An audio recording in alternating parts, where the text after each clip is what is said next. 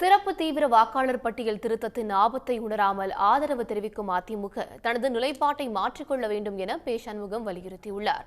SIR ஜனநாயகத்திற்கு ஆபத்தானது என சு. வெங்கடேசனும் கட்சிகளும் மக்களும் விழிப்போடு இருக்க வேண்டும் என கொங்கு ஈஸ்வரனும் தெரிவித்துள்ளனர். இதனிடையே எஸ்ஐஆர் நடவடிக்கையை நிறுத்த விசிக வலியுறுத்தியுள்ளது.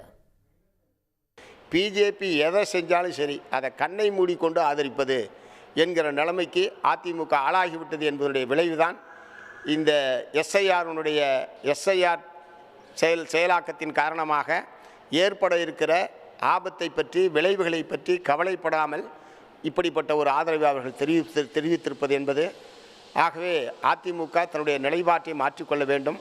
இல்லையென்றால் கையையும் கண்ணையும் கட்டிக்கிட்டு கிணத்துல ஓடுற கதையாக தான் ஆகும். என்ன செய்தாலாவது பிஜேபியோடு ஒட்டிக்கொண்டு தமிழகத்திலே பதவிக்கு வர வேண்டும் என்பதை தவிர எடப்பாடிக்கு வேறு எந்த நோக்கமும் கிடையாது. அதனால் என்ன தமிழ்நாட்டுக்கு பாதிப்பு வந்தாலும் சரி, தமிழ்நாட்டு மக்களுக்கு பாதிப்பு வந்தாலும் சரி, அதை பூரா நாங்கள் கவலைப்பட மாட்டோம்.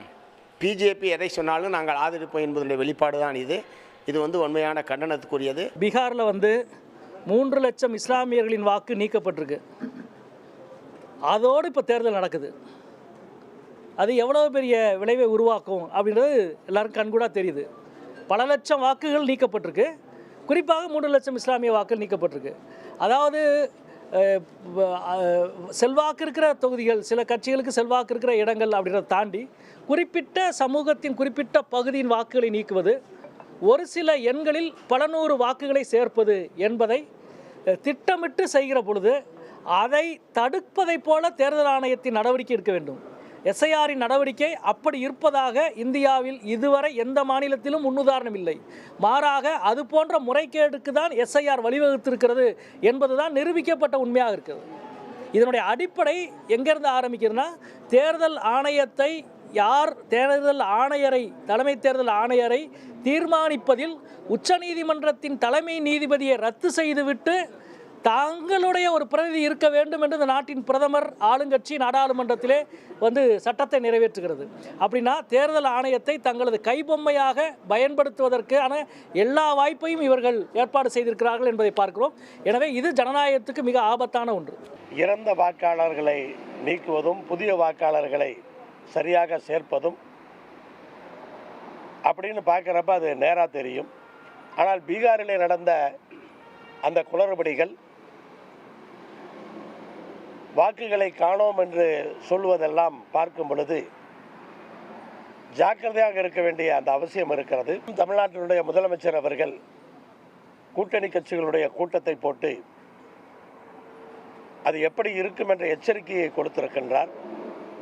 வரும் 2ஆம் தேதி தமிழ்நாட்டில் இருக்கிற அனைத்து கட்சிகளையுமே அழைத்து பேசுவதாக அந்த கூட்டத்திலே சொல்லி இருக்கிறார். அனைத்து கட்சி கூட்டத்திலே பேசுவதை பொறுத்து அதனுடைய நிலைப்பாடுகள் இருக்கும். இதில் ஒரு கட்சிக்கு ஆதரவான வாக்குகள், இன்னொரு கட்சிக்கு ஆதரவான வாக்குகள் அப்படிங்கிற விதத்தில் இது தவறுகள் நடக்க வாய்ப்பு இருக்கிறது என்ற எச்சரிக்கை தான் கொடுக்கப்பட்டு இருக்கிறது. ஆனால் அதே சமயத்தில் நம்ம ரொம்ப ஜாக்கிரதையாக இருக்க வேண்டிய அந்த அவசியம் இருக்கிறது. மக்கள் விழிப்புணர்வோடு இருக்கணும்.